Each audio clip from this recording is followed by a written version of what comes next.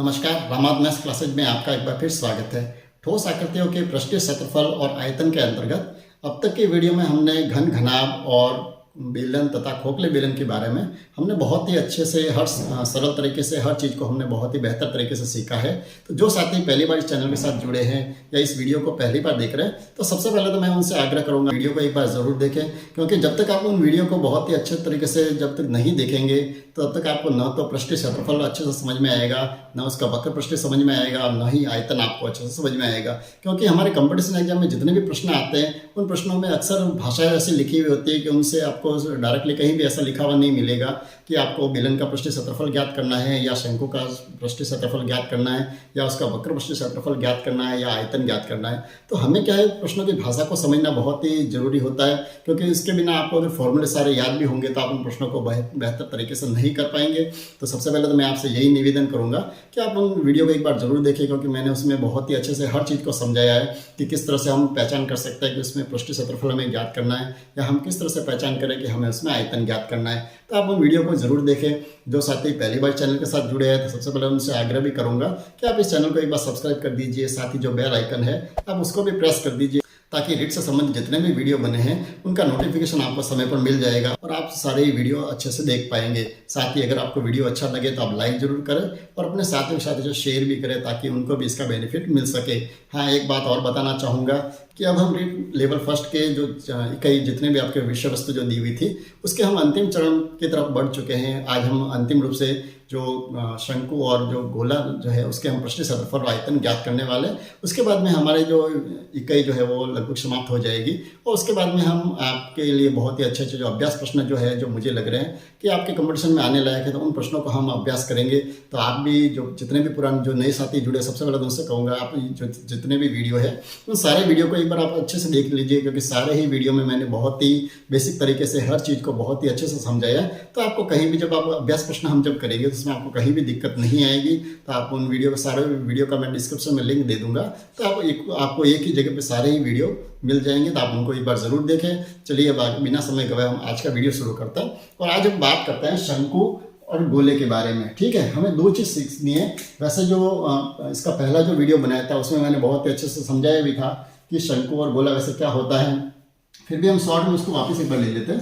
तो शंकु जो है वो एक इस तरह की आकृति होती है जिसका नीचे का जो तल होता है वो होता है वृत्ताकार। ठीक है, और ये जो इसके दो ढालू पृष्ठ होते हैं, इस ढालू पृष्ठ और ये इसका शीर्ष। ठीक है, अब यहाँ पर हमें क्या करना है, शंकु का हमें एक तो ये पता होना चाहिए कि वक्र पृष्ठीय क्षेत्रफल क्या होता है।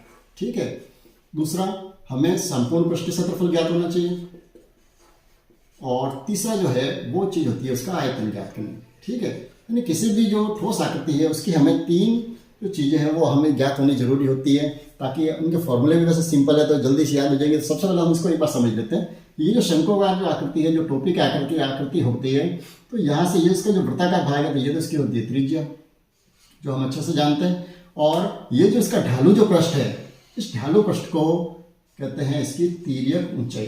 ठीक है, ये ध्यान रखना, शंकु में दो तरह की ऊंचाई होगी। एक तो वास्तव में इसकी ऊंचाई तो कौन, ये इसको शीर्ष से लगाकर इसके आधार तक की जो हाइट है वो है इसकी ऊंचाई। ठीक है, इसको तो एच से ही प्रदर्शित करते हैं। ये तो है इसकी ऊंचाई, ये तो क्या है इसकी ऊंचाई। आप प्रश्न में ध्यान रखें, कहीं पर भी अगर आपको शंकु की ऊंचाई लिखी हुई है तो उसको आप कहीं पर भी इसकी ऊंचाई को आप ये न समझे। ठीक है, क्योंकि जब तक प्रश्न में ये लिखा हुआ न मिले कि इसकी तिर्यक ऊंचाई इतनी है या उसके ढालू पृष्ठ की ऊंचाई या लंबाई कह दो, ढालू पृष्ठ की जब होगी उसकी ऊंचाई लिखी हुई नहीं होगी तो क्या होगा, ढालू पृष्ठ की लंबाई लिखी हुई होगी। ठीक है, ये दो शब्द आपको मिलेंगे तो वो है तिर्यक ऊंचाई, और तिर्यक ऊंचाई को हम एल से प्रदर्शित करते हैं। ठीक है, ऊंचाई को किससे प्रदर्शित करेंगे, एच से, और त्रिज्या जो है वो तो हमेशा के लिए ही किससे प्रदर्शित करते हैं, उसको आर से। ठीक है, ये तीन चीजें तो पहले आपके दिमाग में होनी बहुत जरूरी है।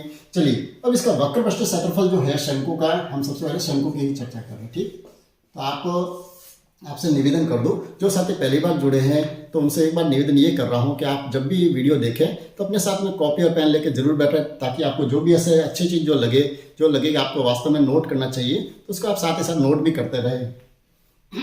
चलिए, तो हम बात कर रहे थे वक्र पृष्ठीय क्षेत्रफल की। तो अगर शंकु का वक्र पृष्ठीय क्षेत्रफल ज्ञात करना है तो इसका सिंपल सा ही फॉर्मूला है पाई आर एल। ठीक है, यानी हमें क्या करना है, पाई लिखना है उसके साथ में त्रिज्या लिखनी है और उसके साथ में उसकी क्या लिखनी है, तिर्यक ऊंचाई। अब इसको हम जब ज्ञात करेंगे तो हमें क्या हो जाएगा, वक्र पृष्ठीय क्षेत्रफल ज्ञात हो जाएगा। ठीक है, अब यहाँ पर समस्या ये आती है, प्रश्न जो आते हैं वक्र पृष्ठीय क्षेत्रफल पर आधारित, उसमें कुछ प्रश्नों में ऐसा होता है कि हमें त्रिज्या तो दी हुई होती है, साथ में हमें इस तिर्यक ऊंचाई की जगह हमें ऊंचाई दी हुई होती है। ऐसे प्रश्न जो आपको मिलेंगे तो वहां पर हमें क्या करना पड़ेगा, हमें सबसे पहले उसकी तिर्यक ऊंचाई हमें ज्ञात करनी पड़ेगी। हमें क्या ज्ञात करना पड़ेगा, तिर्यक ऊंचाई। तो तिर्यक ऊंचाई को कैसे ज्ञात करेंगे, हमें h square plus r square दोनों का हमें स्क्वायर करके जोड़ना है। अगर आपको याद हो तो हम इस आकृति अगर देखें तो ये आपको एक त्रिभुज की आकृति दिख रही है। ये जो आकृति है वो कैसे दिख रही है, हमें एक त्रिभुजाकार है। कौन सा त्रिभुज है, समकोण त्रिभुज दिख रहा है, क्योंकि हाइट इसकी सीधी अगर माने तो ये देखिए, ये तो हो गया इसका आधार, और ये जो है ये क्या है, इसका लंब, और ये जो तिर्यक ऊंचाई जो है ये क्या है, कर्ण। अगर हम पाइथागोरस प्रमेय को भी देखें तो हमारे पाइथागोरस प्रमेय क्या कहता है कि कर्ण स्क्वायर बराबर क्या होता है, आधार स्क्वायर प्लस लंब का वर्ग। ठीक है, यही तो कर्ण तो है यहाँ पर एल स्क्वायर, आधार क्या है आर स्क्वायर, और लंब है एच स्क्वायर। तो अगर हमें तिर्यक ऊंचाई ज्ञात करनी है तो क्या हो जाएगा, इधर वर्गमूल आ जाएगा, यानी r square plus h square.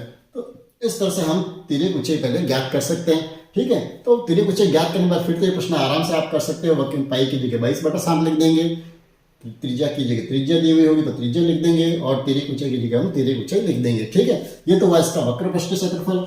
अगर हमें शंकु का संपूर्ण पृष्ठीय क्षेत्रफल ज्ञात करना है, ठीक है, तो हम क्या करेंगे, जो हमारे पास ये वाला वक्र पृष्ठीय क्षेत्रफल कौन सा होता है, ये वाला, ऐसे पहले वीडियो में मैंने बताया था।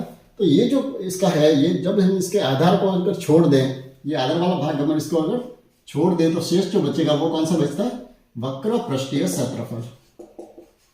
कौन सा बचता है, ये वक्र पृष्ठीय क्षेत्रफल। ठीक है, तो वक्र पृष्ठीय क्षेत्रफल तो हो गया ये पाई आर एल।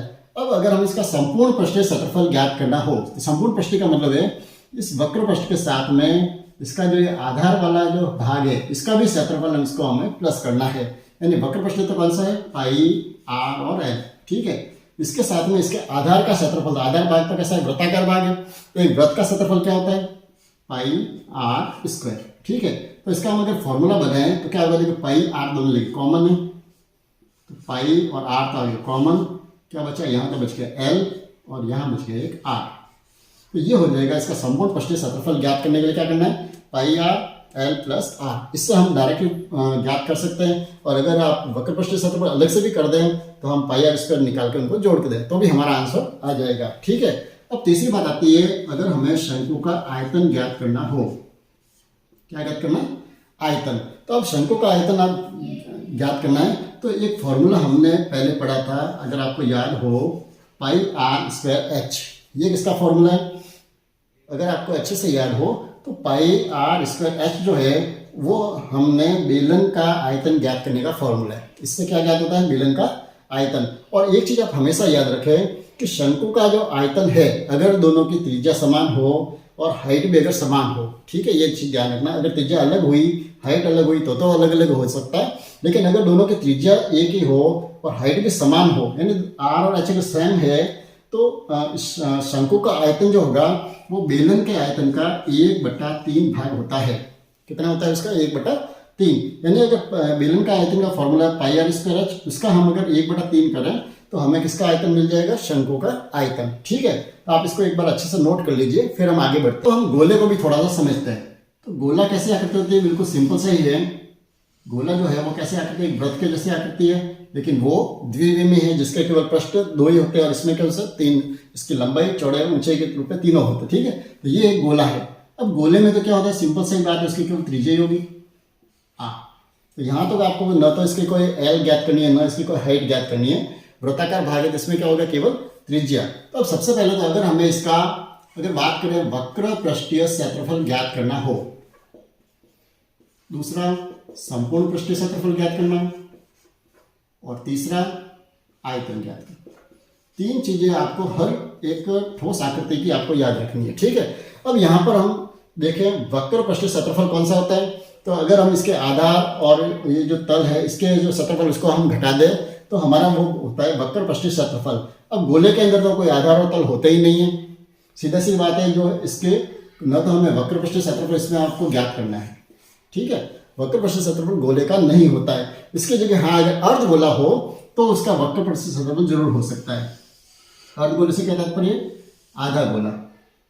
अगर आधा गोला हो तो हम उसमें उसका वक्र पृष्ठीय क्षेत्रफल ज्ञात कर सकते हैं, क्योंकि इसके ऊपर वाला भाग कैसा है?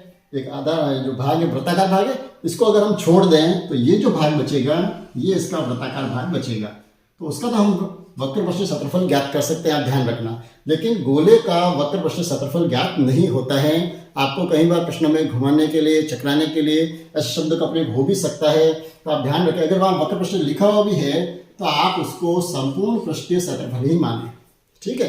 दोनों ही चीजें एक ही है। ज्यादातर जो प्रश्न जो आएंगे गोले वाले, उसमें आपको कहीं भी न तो वक्र पृष्ठीय लिखा हुआ शब्द मिलेगा न संपूर्ण पृष्ठीय मिलेगा, ठीक है। यानी गोले के जो प्रश्न आएंगे उसमें आपको सीधा साधा पृष्ठीय क्षेत्रफल ही शब्द मिलेगा, ठीक है।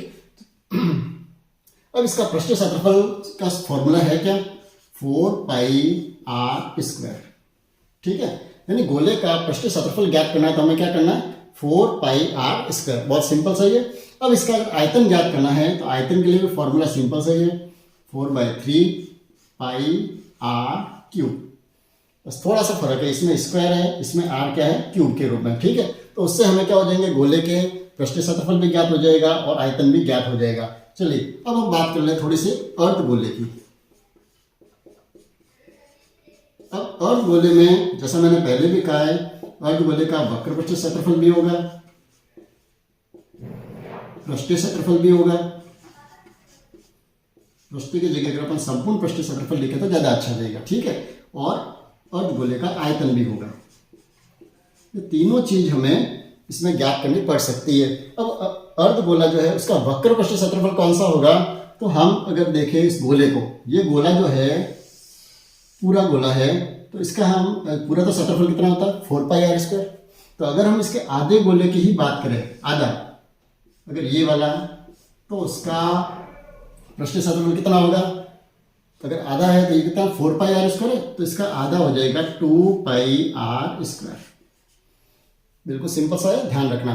वक्र पृष्ठीय का मतलब है इसके ऊपर वाला पृष्ठ को हम शामिल नहीं करना है, केवल हम इसी की बात करें। ये तो बिल्कुल इस पूरे गोले का आधा भाग है, तो सिंपल सा है। अगर इसका क्षेत्रफल है 4πr², तो इसका वक्र पृष्ठीय कितना हो जाएगा? 2πr², ठीक है। अब हम इसके संपूर्ण पृष्ठीय क्षेत्रफल अगर ज्ञात करना हो, यानी ये वाला भाग तो हो गया 2πr², ये भाग तो कितना है? 2πr²। अब हम इसके अगर ऊपर वाले पृष्ठ को भी अगर इसमें ऐड कर दें, ऊपर वाला भाग कैसा है? वृत्ताकार, और वृत्त का क्षेत्रफल हम जानते हैं क्या होता है? πr²।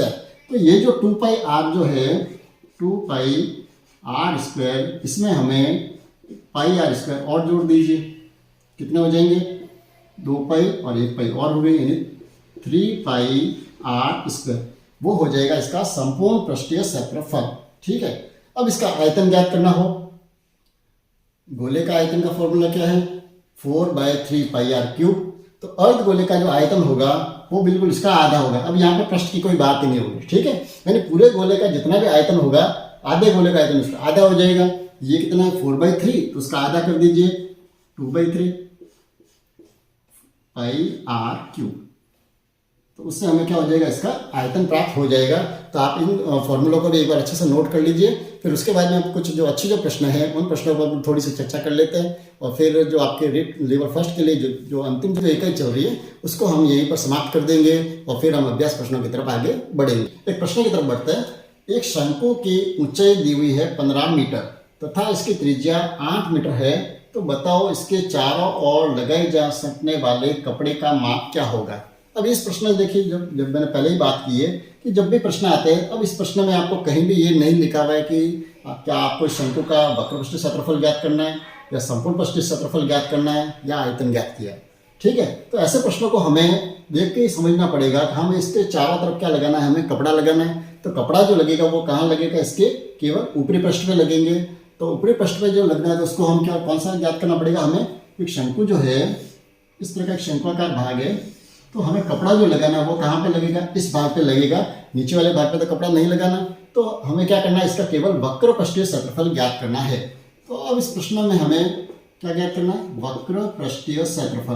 तो शंकु का वक्र पृष्ठीय क्षेत्रफल का ज्ञात करने का फॉर्मूला क्या है? πr_l।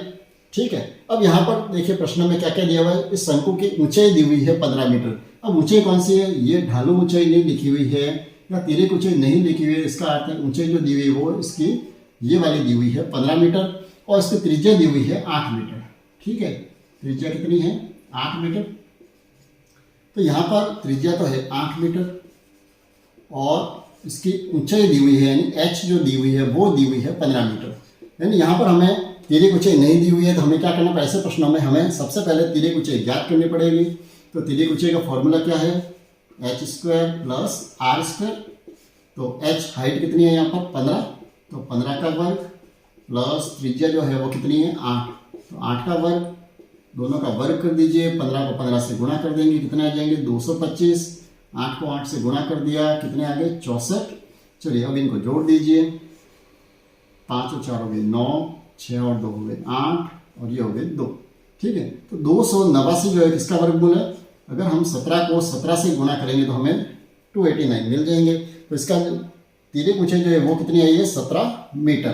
ठीक है, अब हमें वक्र पृष्ठीय क्षेत्रफल ज्ञात करना है।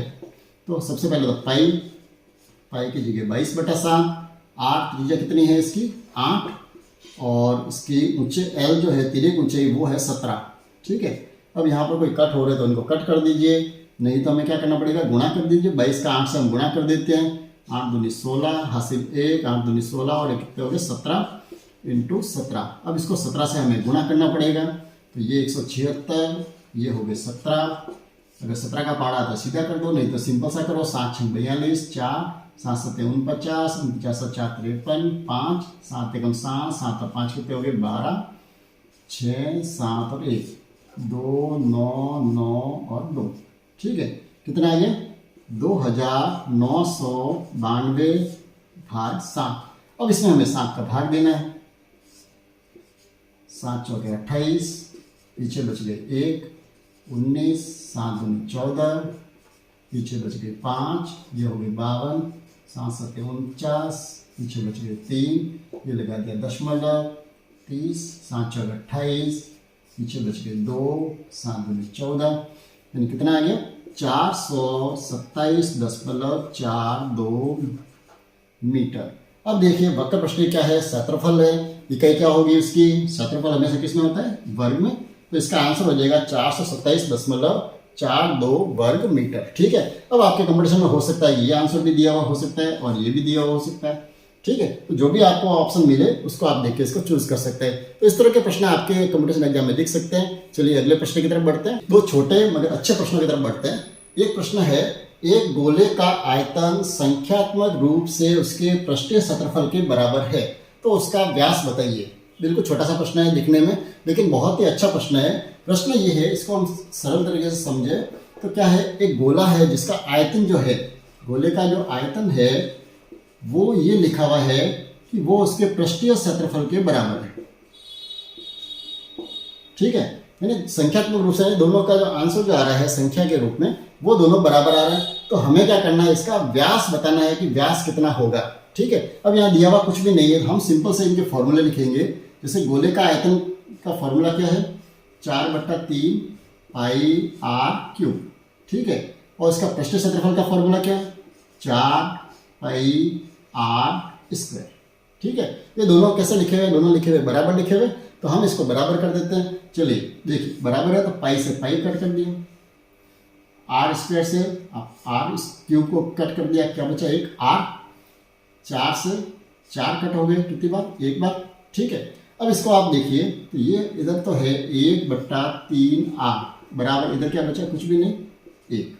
ठीक है, अब 3 का पक्षांतर कर दीजिए, क्या हो गया, इसको आप लिखना चाहिए तो आप लिख दीजिए, r/3 बराबर क्या है 1, तो 3 का पक्षांतर कर दिया, r बराबर कितना हो गया, 3 से गुणा कर दिया, जो त्रिज्या जो है वो कितनी आ गई है 3। ठीक है, अब 3 या सेंटीमीटर अगर कुछ भी नहीं लिखा हुआ है तो 3 हो सकता है, कुछ भी इकाई हो, उससे हमें कोई मतलब नहीं। तो उसका जो हमें यहाँ क्या पूछा है, उसका व्यास बताइए। तो व्यास कितना होता है, हम जानते हैं व्यास जो होता है वो त्रिज्या का दुगना होता है। तो यहाँ पर त्रिज्या कितनी है 3, तो व्यास जो हो जाएगा वो कितना हो जाएगा 6 इकाई उसकी हो जाएगी व्यास। तो ऐसे बहुत ही छोटे प्रश्न आते हैं, तो उसमें आपको क्या करना, फॉर्मूला भी याद रहना पड़ता है और उसको समझना भी पड़ता है कि उस प्रश्न की भाषा हमें क्या कह रही है। अगर वो बराबर दिया हुआ तो हम बराबर कर देंगे। इसी तरह का एक दूसरा प्रश्न जो मेरे दिमाग में और आया, तो मैंने आप बोर्ड पे उसको भी लिख दिया। बहुत ही अच्छा प्रश्न है ये भी। एक प्रश्न ये है कि एक बेलन और एक शंकु के तले की त्रिज्या बराबर है। दोनों की त्रिज्या कैसी है, बराबर है। दोनों की जगह हम त्रिज्या की जगह आर यूज कर सकते हैं, ठीक है। और उसका आयतन भी कैसा है, बराबर। तो पहले तो हम दोनों का आयतन लिख देते हैं। एक तो बेलन का आयतन और इधर लिखेंगे शंकु का आयतन। दोनों का आयतन कैसा है, बराबर, ठीक है। तो बेलन का आयतन का फॉर्मूला क्या है, पहले तो वो लिख दीजिए, पाई आर स्क्वायर एच। और शंकु का आयतन का क्या होता है, हम जानते हैं बेलन का 1/3 होता है, पाई आर स्क्वायर एच, ठीक है। अब यहाँ पर हम इसको अगर इस प्रश्न के देख के करें तो सीधा इसको कट नहीं कर सकते। अब यहाँ पर हमें देखिए, ये तो लिखा हुआ है कि दोनों की त्रिज्या तो है समान, ठीक है। आर तो दोनों के लिए एक ही है, तो उसके लिए तो हमें कोई समस्या नहीं, दोनों जगह अपन आर का यूज ऐसे कैसे कर सकते हैं।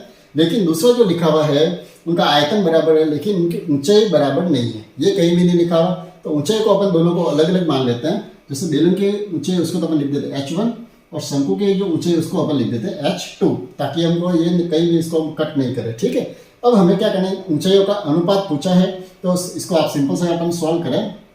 पाई से पाई कट कर दिया, आर स्क्वायर से आर स्क्वायर भी कट हो जाएगा क्योंकि आर दोनों जगह समान है, ठीक है। अब यहाँ क्या बचा है, यहाँ तो बच गया है h1 इजिकल टू, इधर 1 को h2 से गुना कर दिया, h2/3, ठीक है। अब हमें क्या करना है, दोनों ऊंचाई का अनुपात करना है। तो हम इस h2 को इसके नीचे लिख दीजिए आप, h1 अपॉन में आ जाएगा h2। यहाँ क्या बचा, कुछ भी नहीं है तो हम 1 लिख देते हैं, ठीक है। तो ये जो अनुपात आया वो क्या आ गया, दोनों की ऊंचाई जो है h1 और h2 का अनुपात जो आ गया वो आ गया है 1:3। तो दिखने में बहुत ही छोटे प्रश्न होते हैं और सिंपल भी होते हैं, और ऐसे ही प्रश्न हमको कंपटीशन एग्जाम में ज़्यादा दिखेंगे। तो यहाँ पर तो अपन कुछ ही प्रश्नों को लेंगे क्योंकि वीडियो से बड़ा बन जाएगा। लेकिन जब हम अभ्यास प्रश्न जब करेंगे तो हम इसी तरह के जो बहुत अच्छे जो प्रश्न जो मुझे लग रहे हैं उन प्रश्नों को अपन बहुत ही बेहतर तरीके से करने की कोशिश करेंगे। चलिए 1-2 प्रश्न और है, उनको अपन इस वीडियो में ले लेते हैं, उसके बाद में फिर इस वीडियो को अपन समाप्त कर देंगे। अगले प्रश्न की तरफ बढ़ते हैं। अगला प्रश्न है, 6 सेमी त्रिज्या वाले एक धातु के गोले को पिघलाया जाता है तो उससे 0.5 सेमी त्रिज्या की कितनी गोलियां बनाई जा सकती है। बहुत ही सिंपल प्रश्न है। ऐसे जब भी प्रश्न आते हैं तो हमने ऐसे पहले प्रश्न भी किए थे बेलन वाले और घन घनाभ वाले। तो जब भी आपको एक चीज़ को पिघला कर आपको दूसरी चीज़ बनानी हो तो उसमें क्या करते हैं, जो बड़ी जो चीज़ है, जैसे 6 सेमी त्रिज्या वाले एक बड़ा गोला है, इसकी त्रिज्या कितनी है 6 सेमी, इसको पिघला के हम क्या कर रहे हैं, छोटी छोटी गोलियां बना रहे हैं। क्या कर रहे हैं, उससे हम छोटी छोटी गोलियां बना रहे हैं जिसकी त्रिज्या जो है 0.5 सेमी, ठीक है। तो हमको ये पता लगाना है कि इससे कितनी गोलियां बन सकती है। तो ऐसे जो प्रश्न आते हैं उसमें आपको क्या करना है, हमको इनका, जैसे मैंने पहले भी वीडियो में बताया हुआ है कि आप ऐसे जब भी प्रश्न आते हैं, जब आपको कोई भी संख्या निकालनी हो तो आपको क्या करना है, दोनों के आयतन को हम लिख के भाग देंगे। तो ऊपर तो हम किसका आयतन लिखेंगे, जब भी हमें गोलियों की संख्या निकालनी हो तो किसको पिघला रहे हम, 6 सेमी वाला जो गोला है उसको हम पिघला रहे हैं। तो हम यहाँ ऊपर तो गोले का आयतन लिखेंगे क्योंकि गोले का आयतन क्या है 4/3 पाई आर क्यूब, ठीक है। यहाँ मैंने आर कैपिटल इसलिए लिखा है कि बड़ा है तो उसको ऊपर कैपिटल लिख देता कि कहीं कन्फ्यूजन नहीं हो। उसके बाद में हम एक छोटी जो गोली है उसका आयतन लिखेंगे, तो ये भी है तो गोली, तो उसका भी आयतन तो वही होगा 4/3 पाई आर क्यूब, ठीक है। यहाँ पर क्या करना है हमें, आर जो होगा वो कौन सा हो जाएगा, छोटा हो जाएगा।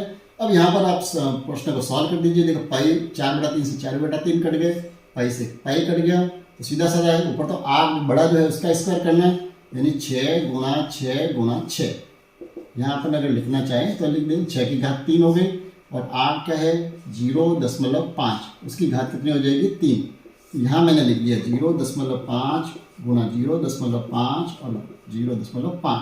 सिंपल सा करना है, पॉइंट हटा दिया 10, इस पॉइंट को हटा दिया, दूसरा 10 आ गए, इस पॉइंट को हटा दिया, एक और 10 आ गए। चलिए अब इसको कट कर दीजिए, 5 × 5, 5 × 10, 5 × 5, 5 × 10, 5 × 5, 5 × 10, ठीक है। अब हमें क्या करना है, इनका गुणा कर दीजिए। 6 का गुणा 6 से कर दिया 36, 36 को 6 से गुणा कर दीजिए, 6 × 36, 3 6 × 18, 3 कितने हो गए 21, 216। अब 216 को 2 से गुणा कर दीजिए, या 2 दूनी 4, 4 दूनी 8, हम सीधा इसको 8 से गुणा कर देते हैं। 8 6 48, हासिल के 4, 8 एकम 8 और 4 कितने हो गए 12, हासिल 1, 8 दूनी 16 और 1 17, यानी कुल मिला के कितनी गोलियां बनेगी उससे 1728। ठीक है, लास्ट जो प्रश्न है उसकी तरफ बढ़ते हैं। अंतिम जो प्रश्न है वो एक ऐसा दिया हुआ है कि किसी ठोस गोलार्ध का संपूर्ण पृष्ठ जो दिया हुआ है 108 पाई सेमी स्क्वायर, तो गोलार्ध का आयतन कितने पाई सेमी क्यूब होगा। अब इसमें दो चीज है देखने लायक, इसीलिए मैंने प्रश्न को लिया। एक तो इसमें आपको जल्दबाजी में ऐसे शब्द आपको मिलेंगे गोलार्ध, ठीक है, एक तो आपको ये ध्यान रखना, क्योंकि हम जल्दबाजी में जो प्रश्नों को पढ़ते हैं तो ये गोलार्ध शब्द की जगह हमारे दिमाग में क्या रह जाता है गोला। तो ये गोला जो है और गोलार्ध, गोलार्ध का अर्थ क्या है, बिल्कुल सिंपल सा है, दोनों शब्दों को मिलाया गया है, गोला प्लस अर्ध, यानी आधा जो गोला है उसको उसने साथ में मिला के क्या लिख दे अर्ध, गोला नहीं लिख के क्या लिखा है गोलार्ध। तो उससे आप ध्यान रखें कि यहाँ पर हमें ये जो संपूर्ण पृष्ठ दिया हुआ किसका दिया हुआ क्षेत्रफल अर्ध गोले का दिया हुआ है। तो अर्ध गोले का पृष्ठीय क्षेत्रफल कितना होता है, अर्ध गोले का पृष्ठीय क्षेत्रफल दिया हुआ है, संपूर्ण पृष्ठ दिया हुआ है, तो संपूर्ण पृष्ठ कितना होता है 3 पाई आर स्क्वायर। ठीक है, ये दिया हुआ है कितना 108 पाई, तो हम यहाँ 108 पाई लिख देती है, इधर क्या हो गया 3 पाई आर स्क्वायर। अब देखिए यहाँ पर हम पाई से पाई को कट करना है, सिंपल सा, तो हम क्या कर देते पाई से पाई कट कर दिया, इस 3 को आप पक्षांतर कर दीजिए, आर स्क्वायर बराबर कितना हो जाएगा 108/3। ठीक है, अब 3 का हम भाग दे देते हैं, 3 तिया 9, 1 बच गए 36, आर स्क्वायर कितना आया 36, तो त्रिज्या जो आएगी वो कितनी आ जाएगी आर 36 का वर्गमूल कर देंगे, यानी 6 जो है सेमी जो है वो तो आ गई इसकी त्रिज्या। ठीक है, अब प्रश्न ने हमें ये कहा है कि गोलार्ध का आयतन कितने पाई सेमी क्यूब में होगा। अब यहाँ पाई का अर्थ हमें क्या करना, पाई की जगह हमें पाई ही यूज करना है, ये तो हमें जब आर ज्ञात करना था हमने इस पाई से पाई को कट किया ताकि हमें आर की वैल्यू मिल जाए। ठीक है, अब हमें क्या करना है इसका आयतन करना है, तो आयतन का फॉर्मूला क्या है, आयतन ज्ञात करने के लिए अर्ध गोला है तो उसका आधा हो जाएगा 2π3 पाई आर क्यूब। ठीक है, अब हमें यहाँ पाई की जगह पाई ही रहने देना, तो पाई लिख दिया, आर कितना है 6, तो हम यहाँ लिख देंगे 6 गुणा 6 गुणा 6, क्योंकि 6 का क्या दिया हुआ है आर का क्यूब करना है हमें, तो हम 6 को 3 बार 3 एकम 3, 3 दूनी 6। ठीक है, अब इसको गुणा कर दीजिए, 6 6 36, 36 का 2 से गुणा कर दिया, 36 दूनी 72, 72 को 2 से गुणा कर दिया 144, कितना हो गया 144 पाई सेमी क्यूब, क्योंकि आयतन है तो किसमें चलेगा क्यूब में। तो इस तरह से हम किसी भी प्रश्न को हल कर सकते हैं। तो आशा करूंगा इस वीडियो में मैंने बहुत ही सरल तरीके से आपको हर चीज़ समझाने की कोशिश की है। हाँ, हो सकता है कि इसमें क्योंकि मुझे अच्छे प्रश्न की संख्या वैसे ज़्यादा थी, फिर भी मैंने जो अच्छे जो 5 प्रश्न थे उनको इसमें लेने की कोशिश की है, क्योंकि वीडियो मुझे पता है कि ज़्यादा बड़ा बनेगा, तो आपके भी समय अनावश्यक खर्च मैं नहीं करना चाहता, क्योंकि अब तो बहुत ही कम समय बचा है, आपके एग्ज़ाम बहुत ही नज़दीक आने वाले, तो मैं भी चाहता हूँ कि आपको अधिकतम अभ्यास के लिए ही समय मिले। तो जब आप एक बार इन प्रश्नों को अभ्यास में ले लेंगे तो आपकी गाइड में जितने भी अच्छे प्रश्न हैं तो उनको आपको करने में कहीं भी दिक्कत नहीं आएगी।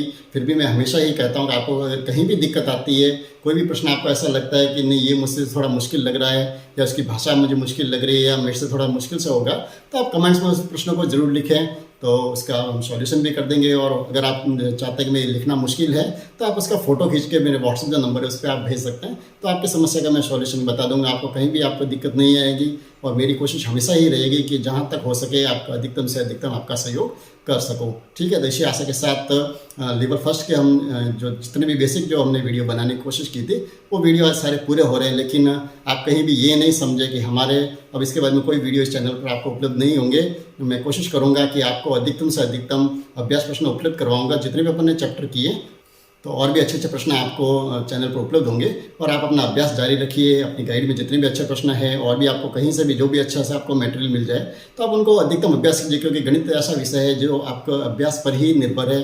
जितना आप अधिक अभ्यास करेंगे उतने ही आप परीक्षा में अच्छे मार्क्स ला पाएंगे।